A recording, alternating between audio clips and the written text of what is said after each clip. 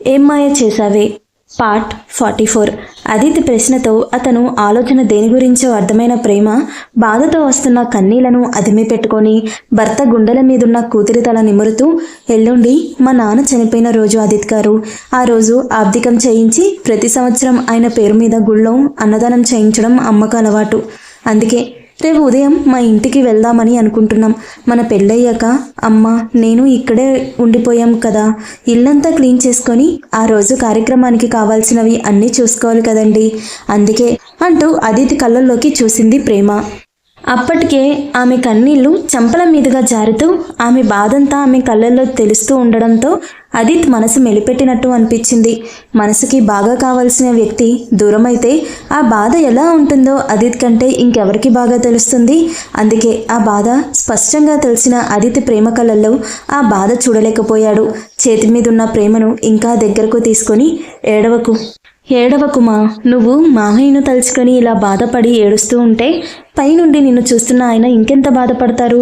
నీ మీదే ప్రాణం పెట్టుకొని నీకోసమే బ్రతుకుతున్న అత్తయ్య ఇంకెంత బాధపడతారు అంటూ ఆప్యాయంగా ఆమె కన్నీళ్లు తుడిచి ఇన్ని రోజుల తర్వాత మొదటిసారి ప్రేమ నుదిటిపై చిన్న ముద్దు పెట్టి నెమ్మదిగా ఆమె వెన్ను నిమురుతూ జోకొట్టేసరికి భారమైన మనసుతో భర్త కౌగిలిలో స్వతాన పొందుతూ నెమ్మదిగా నిద్రలోకి జారుకుంది ప్రేమ నిద్రపోయింది అని నిర్ధారించుకున్న అదిత్ నిద్రలో ఉన్న ఆమెను ఇంకాస్త దగ్గరకు తీసుకొని ఆమె చెప్పిన దాని గురించే ఆలోచనలో పడ్డాడు.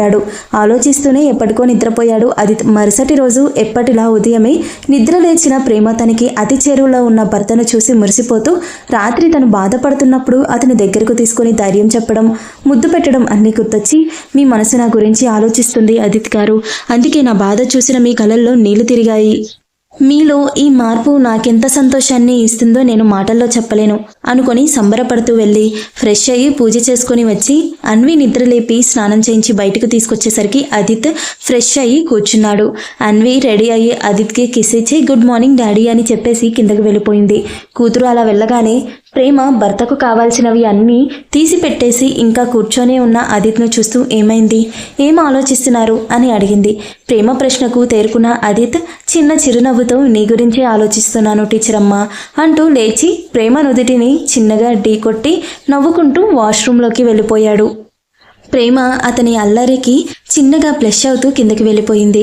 కాసేపటికి అందరూ కలిసి బ్రేక్ఫాస్ట్ చేస్తూ ఉండగా వైశాలి గారు అదిత్ వైభవులతో, నాన్న మీరు ఎలాగో అన్విని స్కూల్లో డ్రాప్ చేస్తారు కదా, దారిలో ప్రేమని వదిలను కూడా ఆ ఇంటి దగ్గర డ్రాప్ చేసి వెళ్ళండి అనగానే విషయం తెలియని వైభవ్ అక్కడికి ఎందుకమ్మా ఏమైంది అని అడగడంతో వైశాలి గారు విషయం అంతా చెప్పారు. ప్రేమ లగేజ్ బ్యాగ్ తెచ్చుకోవడానికి రూమ్లోకి వెళ్ళేసరికి మొబైల్ మర్చిపోయాను అంటూ అదిత్ కూడా ఆమె వెనుకే వెళ్లడంతో పెద్దవాళ్ళు ముగ్గురు నవ్వుకుంటూ మాటల్లో పడ్డారు. ఆ మాటల్లో భాగంగానే తులసి గారు వియ్యంకులను రేపు ఉదయాన్నే అక్కడికి వచ్చేయమని చెప్పారు. అటు రూమ్లోకి వెళ్ళిన అదిత్కి బ్యాగ్తో బయటకు వస్తున్న ప్రేమ కనిపించడంతో వెంటనే వెళ్ళి ఆమెను గట్టిగా హగ్ చేసుకొని, నువ్వు నాకు దూరంగా వెళ్తున్నావంటే ఎందుకో బాధగా ఉంది మా, మళ్ళీ ఎప్పుడొస్తావు అని అడిగాడు బెంగగా. భర్త బాధ బెంగ దేనికో అర్థమైన ప్రేమ చెమ్మకిలిన అదిత్ కళ్ళను తన చీర చెంగు అద్దుతూ, 3 రోజులు అంతే, తొందరగా వచ్చేస్తానండి, అయినా రేపు ఎలాగో మీరు వస్తారు, ఇక ఎల్లుండి అన్వి కోసం వస్తారు, ఇంకా ఇంత బెంగపడడం ఎందుకండి అని అడిగింది. ఆమె ప్రశ్నకు అదిత్ చిన్న చిరునవ్వుతో తెలియట్లేదు మా అంటూ ప్రేమ చేతిలో బ్యాగ్ తీసుకొని ఆమెతో కలిసి కిందకు వచ్చాడు. చంద్రశేఖర్ గారికి వైశాలి గారికి చెప్పి అందరూ బయలుదేరారు. అదిత్ వైభవులు ప్రేమ తులసి గారులను ప్రేమ వాళ్ళ ఇంటి దగ్గర డ్రాప్ చేసి అన్విని స్కూల్లో డ్రాప్ చేసి వాళ్ళు ఆఫీస్కి వెళ్ళిపోయారు. ఆల్రెడీ ప్రేమ వాళ్ళు వస్తున్నారని తెలిసిన వర్ష కూడా స్కూల్కి 3 రోజులు లీవ్ పెట్టడంతో ప్రేమ తులసి గారు ఇంట్లోకి వెళ్ళడం చూసి తను కూడా వాళ్ళతో పాటే లోపలికి వెళ్ళింది. ప్రేమ వాళ్ళు ఇంట్లో లేకపోయినా వారానికి 2 సార్లు శారదా గారు ఇల్లంతా ఊడ్చి చిమ్మడంతో ఇల్లు నీట్గానే ఉంది, కానీ అక్కడక్కడ బూజులు పట్టేసి ఉన్నాయి. ముగ్గురు కలిసి క్లీనింగ్ స్టార్ట్ చేసేసరికి పని ముగించుకొని శారదా గారు కూడా వచ్చి వీళ్ళతో జాయిన్ అయ్యారు. నలుగురు పనిలో పడి మధ్యాహ్నం 2 దాటిన భోజనం సంగతి మర్చిపోయి క్లీనింగ్ పూర్తి చేసి పెద్దవాళ్ళిద్దరూ పెరట్లో మొక్కలు శుభ్రం చేస్తుంటే ఇంటి బయట ముగ్గు పెడుతూ ఉన్నారు ప్రేమ వర్షలు. అప్పుడే ఇంటి ముందు కారు ఆగడం చూసి లేచి నిలబడ్డారు ఇద్దరు. కారు దిగి లోపలికి వస్తున్న అదిత్ వైభవులను చూడగానే అప్పటి వరకు ఉన్న పని అలసట అంతా తీసి పడేసినట్టు అనిపించింది ప్రేమకు. వర్ష మాత్రం వైభవ్ని అక్కడ చూసిన మరుక్షణమే కంగారుగా తలదించేసుకుంది. అది చూసిన వైభవ్ పెదాల్లో చిన్న చిలిపి నవ్వు. ప్రేమ నవ్వుతూ ఇద్దరికి ఎదురెళ్ళి, మీరేంటి ఈ టైంలో ఇక్కడ, లంచ్ చేశారా అని అడిగింది. ఆమె ప్రశ్నకు అదితి నవ్వుతూ, లేదు ఇప్పుడు చెయ్యాలి, అందుకే ఇక్కడికి వచ్చామనగానే అప్పుడు గుర్తొచ్చింది ప్రేమకు వాళ్ళు ఇంకా లంచ్ ప్రిపేర్ చేసుకోలేదు అని. కాస్త వంగి లోపలికి చూసేసరికి వాల్ క్లాక్లో టైం 2:30 చూపిస్తూ ఉండడంతో చాలా కంగారుగా అనిపించింది. వెంటనే కంగారు పడుతూ, వర్ష మీ బావగారికి చిన్నాకి కాలు కడుక్కోమని నీళ్ళివ్వు అని చెప్పి ఆమె తొందరగా అయిపోయేలా ఏ టొమాటో రైస్ను చేద్దామని లోపలికి వెళ్ళబోతుంటే, ఓయ్ టీచర్ అమ్మ ఆగు అంటూ అదిత్ ప్రేమ చేయి పట్టుకోవడంతో అన్నా వదినల మధ్య తనెందుకు అని నవ్వుకుంటూ అప్పటికే బావి దగ్గరకు వెళ్ళిన వర్ష దగ్గరకు వెళ్ళాడు వైభవ్. వర్ష వణుకుతున్న చేత్తో ఒక చెంబు నిండుగా నీళ్లు తీసి వైభవ్ చేతికి ఇస్తూ తలదించుకుంది. ఆమె కొత్తగా తన నుండి చూపులతో అడుగుతున్న దాగుడు మూతలు వైభవ్ లోపలే నవ్వుకుంటూ, సీలిరాకాసి ఏంటి సిగ్గా అని అడిగాడు వైభవ్ అల్లరిగా. నిజానికి వర్షాది సిగ్గు మాత్రమే కాదు, బిడియం, భయం, కంగారు.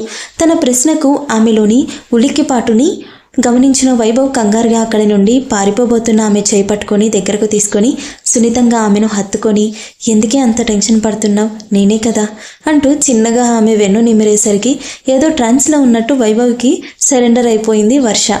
కాసేపటికి అక్కడికి దగ్గరలో తల్లి మాటలు చెవిని చేరడంతో తేరుకున్న వర్ష తనని హత్తుకున్న వైభవ్ని వెంటనే తన నుండి దూరంగా నెట్టేసి కనీసం అతన్ని చూసి ధైర్యం కూడా చేయలేక వెంటనే ఇంట్లోకి వెళ్ళిపోయింది. ఆమె వెళ్ళిన వైపే చూస్తూ బ్రష్ అవుతూ ఉండిపోయాడు వైభవ్. ఇంతలో వైభవ్ని గమనించిన శారదా గారు, తులసి గారు వచ్చారు అతని దగ్గరకు. సడన్గా ఆదిత్ అలా తన చేయి పట్టుకునేసరికి ప్రేమ కంగారుగా చుట్టూ చూస్తూ, ఏం చేస్తున్నారు మీరు అని అడిగింది. ఆమె ప్రశ్నకు ఆదిత్ చిన్న చిరునవ్వుతో తను పట్టుకున్న ఆమె చేతిని చూపిస్తూ, ఏం చేస్తాను, నా భార్య చెయ్యేగా నేను పట్టుకుంది, అదేం తప్పు కాదే అన్నాడు. అతని అల్లరికి ప్రేమ బ్లష్ అవుతూ సైలెంట్ అయిపోయింది. దాంతో అదితి తన చేతిలో ఉన్న ఫుడ్ పార్సెల్స్ చూపిస్తూ, మీరు పనిలో పడి భోజనం చేశారో లేదో అని నేను చిన్న వర్క్ తొందరగా కంప్లీట్ చేసుకొని వచ్చాం. ఎలాగో రేపటికి కావాల్సిన సామాన్లు అన్నీ తెచ్చుకొని అరేంజ్మెంట్స్ అన్నీ చూసుకోవాలి కదా అనగానే అతను తన విషయంలో చూపిస్తున్న బాధ్యతకు ఒక్కసారిగా కళ్ళల్లో నీళ్లు తిరిగాయి ప్రేమకు. ఇన్నాళ్ళు ప్రతి సంవత్సరం శారదా గారి ఫ్యామిలీ ఎంతగా వీళ్లతో కలిసిపోయినా ఈ 3 రోజులు తన తల్లి మగదిక్కు లేని ఒంటరి ఆడవాళ్ళం అన్న ఫీలింగ్ ప్రేమను దహించి వేస్తూ ఉండేది. ఇప్పుడు కూడా ఉదయం ఆ ఇంట్లో అడుగుపెట్టిన దగ్గర నుండి ప్రేమ మనసుని ముళ్ళులా గుచ్చుతున్న బాధే అది. అందుకే ఆదిత్ అలా తమని ఓన్ చేసుకుని బాధ్యతగా మాట్లాడేసరికి చాలా ఎమోషనల్ అయిపోయింది. ప్రేమ ఏడుస్తూ ఆదిత్ని చుట్టుకుపోయింది. ప్రేమ ఎందుకు అంత ఎమోషనల్ అవుతుందో అర్థమైన ఆదిత్ ప్రేమ వెన్ను నిమురుతూ ఆమె కన్నీళ్లు తుడిచి, ఇప్పటి నుండి ఇదంతా నా బాధ్యతనే టీచర్ అమ్మా అని మనసులో అనుకుని, ఆకలిస్తుంది మా, ఇప్పటికే చాలా లేట్ అయిపోయింది అంటూ డైవర్ట్ చేసేసరికి ప్రేమ కంగారుగా పదండి అంటూ ఆదిత్ని బావి దగ్గరకు తీసుకెళ్లి కాలు కడుక్కోమని చెంబు నిండుగా నీళ్లు ఇచ్చింది. అతను కాలు కడుక్కోగానే ఇద్దరూ కలిసి ఇంట్లోకి వెళ్లారు. అప్పటికే వైభవ్ని పలకరించి ఆదిత్ కోసం కాస్త ముందుకు వెళ్లిన శారదా గారికి, తులసి గారికి కూతురు అల్లుడిని హక్ చేసుకోవడం చూసి ముసిముసిగా నవ్వుకుంటూ వైభవ్ని తీసుకుని లోపలికి వెళ్ళిపోయారు. ఆల్రెడీ వైభవ్ ఫుడ్ పార్సల్స్ తెచ్చిన విషయం చెప్పడంతో భోజనానికి ప్లేట్స్ సర్దిపెట్టి వాటర్ తెచ్చి పెట్టి వైభవ్ ఆదిత్యులు కింద కూర్చోవడానికి ఎక్కడ ఇబ్బంది పడతారో అని వర్షను 2 కుర్చీలు తీసుకొని వేయమని చెప్పారు తులసి గారు. అప్పుడే ఇంట్లో అడుగుపెట్టిన ఆదిత్, ఆ హడావిడి అంతా ఎందుకత్తయ్యా, మేము కూడా మీతో పాటే అంటూ అప్పటికే వైభవ్ కిందే కూర్చోవడంతో తమ్ముడు పక్కనే చేరిపోయాడు ఆదిత్. ఇన్ని రోజుల నుండి అల్లుడిని దగ్గరగా గమనించిన తులసి గారికి అతను ఇలాంటి వాటికి పెద్దగా ప్రాముఖ్యత ఇవ్వడు అని బాగా తెలుసు. అతని మనసు వెన్నలాంటిది అని తెలిసిన తులసి గారు ఇప్పుడు అంతా హడావిడి పడడానికి కారణం కూతురి పెళ్ళయ్యాక అల్లుడు ఆ ఇంట్లో అడుగుపెట్టడం అదే మొదటిసారి కావడంతో సహజంగా ప్రతి తల్లి పడే హడావిడే ఆవిడిది. అల్లుడి మాటలకు నవ్వుకుంటూ కిచెన్ నుండి తొంగి చూస్తూ అక్కడే ఉండిపోయిన వర్షను చూసి, అదేంటి అక్కడే ఉండిపోయావు, రా భోజనం చేద్దాం అనడంతో వర్షను ఓరకంట గమనిస్తున్న వైభవ్ ఎప్పుడూ లేనిది ఆమె మొహంలో ఈ మధ్య కొత్తగా కనిపిస్తున్న ఆ భావన ఏంటో అర్థం కాక చూస్తూ, ఏమైంది దీనికి మధ్య, ఎందుకిలా నన్ను చూస్తే భయపడుతూ నాకు దూరంగా ఉంటుంది అనుకుంటూ ఉండగా ఆదిత్ చనువుగా రా వర్ష అని పిలవడంతో ఇక తప్పగా వచ్చి తులసి గారి పక్కన కూర్చుంది. అందరి సరదాగా కబుర్లు చెప్పుకుంటూ భోజనం పూర్తి చేశారు. భోజనాలు అవగానే ఆదిత్ తులసి గారితో, అత్తయ్య, రేపటి కార్యక్రమానికి ఏం కావాలో ఒక లిస్ట్ ప్రిపేర్ చేసి ఇస్తే నేను వెళ్ళి తీసుకొస్తాను. ఇక్కడ మీకేమైనా అవసరం ఉంటే చిన్నాకి చెప్పండి, వాడు చూసుకుంటాడు అనగానే తులసి గారు కొడుకులా మారిన అల్లుడిని చూసి సంతోషంతో కన్నీళ్లు పెట్టుకుంటూ, ప్రేమ ఎప్పుడు అంటూ ఉండేది, బాబు నన్ను పెళ్లి చేసుకునేవాడు నాకు భర్త అయితే సరిపోదమ్మా, నీకు కొడుకులా ఆసరాగా ఉండాలి అని. దాని మాటలు విని తల్లిదండ్రులనే పట్టించుకోకుండా వదిలేస్తున్న ఈ రోజుల్లో అత్తగారిని అల్లుడిలా కాకుండా కొడుకులా బాధ్యతగా చూసుకోవడం ఏంటని పిచ్చి కలలు కంటుంది అని దాని మాటలను కొట్టిపడేసేదాన్ని బాబు నేను. కానీ దాని ఆలోచన విధానానికి తెలిసిన వారు, ఇరుగు పొరుగు వారు వెక్కిలిగా నవ్వుతూ మాటల తూటాలతో దాని మనసుని కాకుల్లా పొడుచుకు తిన్నా దాని ఎదురుచూపుకి ఫలితం ఇంత అద్భుతంగా ఉంటుంది అని నేను అస్సలు ఊహించలేదు. నిజంగా నీలాంటి అల్లుడు దొరకడం మా అదృష్టం అంటూ చేతులు జోడించబోతుంటే అప్పటికే అత్తగారి మాటలకు తెలియని భాగోద్వేగంలో ప్రేమ వైపే చూస్తూ ఉండిపోయిన ఆదిత్, అయ్యో అత్తయ్య, మీరు పెద్దవారు, మీ చేతులు మమ్మల్ని దీవించడానికి కానీ ఇలా మాకు జోడించడానికి కాదు అంటూ ఆవిడ చేతులు పట్టుకొని, ఇంకెప్పుడు ఇలా చేయకండి అత్తయ్య, నన్ను మీ కొడుకులా భావిస్తున్నారు కదా, ఇదంతా నా బాధ్యత అంటూ ఆవిడకు ధైర్యం చెప్పి ఆవిడ చేత లిస్ట్ రాయించుకొని అవి తీసుకొని రావడానికి వెళ్ళాడు ఆదిత్. జగదీష్ గారి ఇల్లు. తండ్రి కూతుర్ల మధ్య అప్పటి నుండి అసలు మాటలు లేవు. సహానాకు పరిస్థితి అర్థమయ్యేలా వివరించి ఆమె మనసు మార్చాలి అని ప్రయత్నించిన మైకిల్తో ఆమె అంత కఠినంగా మాట్లాడేసరికి అతని మనసు బాధకు గురవ్వడంతో అప్పటి నుండి మైకిల్ ఆమెను గమనిస్తూనే ఉన్నాడు, కానీ ఆమెతో పెద్దగా మాట్లాడింది లేదు. సహానా మాత్రం ఏం చేస్తే అన్వి విషయంలో ఆదిత్ ప్రేమను అపార్థం చేసుకుని ఆమెను దూరం చేసుకుంటాడా అని తెగ బుర్ర బద్దలు కొట్టుకుంటూ ఆఖరికి అసలు ప్రేమ ఫుల్ డీటెయిల్స్ డీప్గా కనుక్కోమని తన మనిషికి కాల్ చేసి చెప్పింది. ఆమెకు తెలియని విషయం ఏంటంటే నిశ్చయ్కి ఆమె ప్రతి కదలిక తెలియడమే కాదు, ఆమె తీసుకుంటున్న ఊపిరి కూడా అతని ఆధీనంలోనే ఉందన్న విషయం తెలీదు.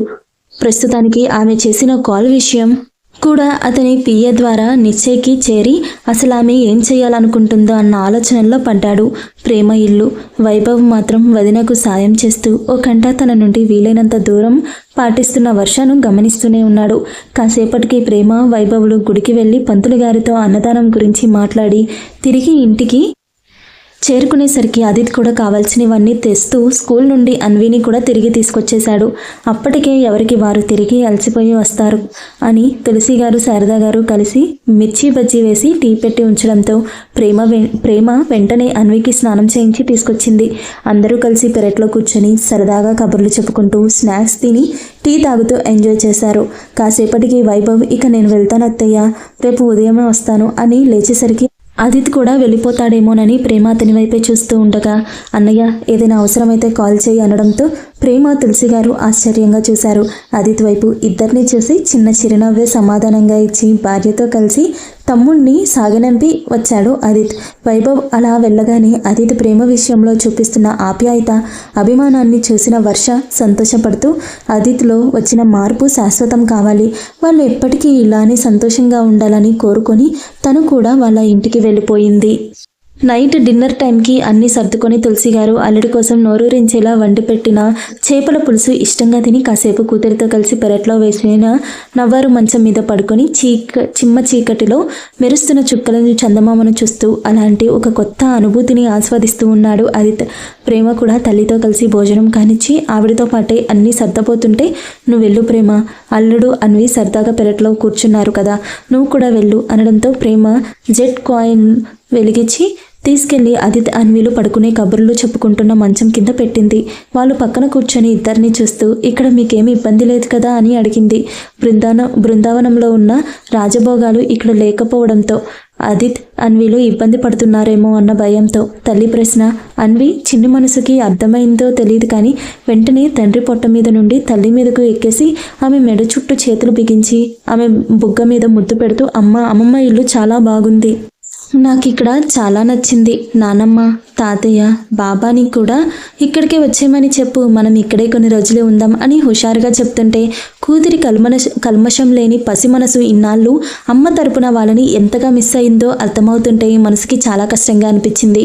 అప్పటికే ఆమె కళ్ళల్లో సుడులు తిరుగుతున్న కన్నీళ్లను గమనించిన అదితి కూతుర్ని భార్యను దగ్గరకు తీసుకొని, మాకు ఇక్కడ చాలా నచ్చింది కానీ నువ్వు కుళాయి విప్పకు అనడంతో ప్రేమ చిరుకోపంగా అదితికి కాస్త దూరం జరిగి పక్కన పడుకొని నిజంగానే ఇబ్బంది ఏమీ లేదు కదా అని అడిగింది. తన చీర చెంగుతో కూతురికి భర్తకు గాలి విసురుతూ.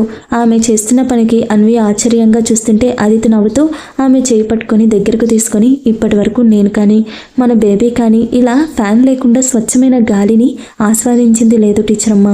ఈ ఇల్లు, ఈ ఇంటి పరిసరాలు, అందరూ కలిసి సరదాగా కలిసి కూర్చొని తినే ఆ చిన్న మండువ, ఇందాక అత్తయ్య ప్రేమగా వండి పెట్టిన చేపల పులుసు, ఈ ప్లేస్లో ఉన్న ఈ నవ్వారు మంచం, ఇక్కడ నుండి అందంగా కనిపిస్తున్న చుక్కలు, ఆ చుక్కల మధ్య ఉన్న చంద్రుడు, నేను, నా టీచర్ అమ్మ, నా గుండెల మీద ఉన్న మన బిడ్డ, ఈ ఎక్స్పీరియన్స్ కొత్తగా చాలా బాగుంది, మాటల్లో వర్ణించలేను అని చెప్పాడు అందమైన చిరునవ్వుతో.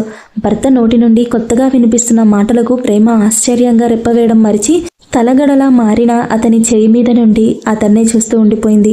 అప్పటికే కూతురు నిద్రలోకి జారుకోవడం గమనించిన ఆదిత్ అన్వికి చిన్నగా జోకుడుతూ, ఏంటి నాకు సైట్ కొడుతున్నావా టీచర్ అమ్మా అని అడిగాడు అల్లరిగా.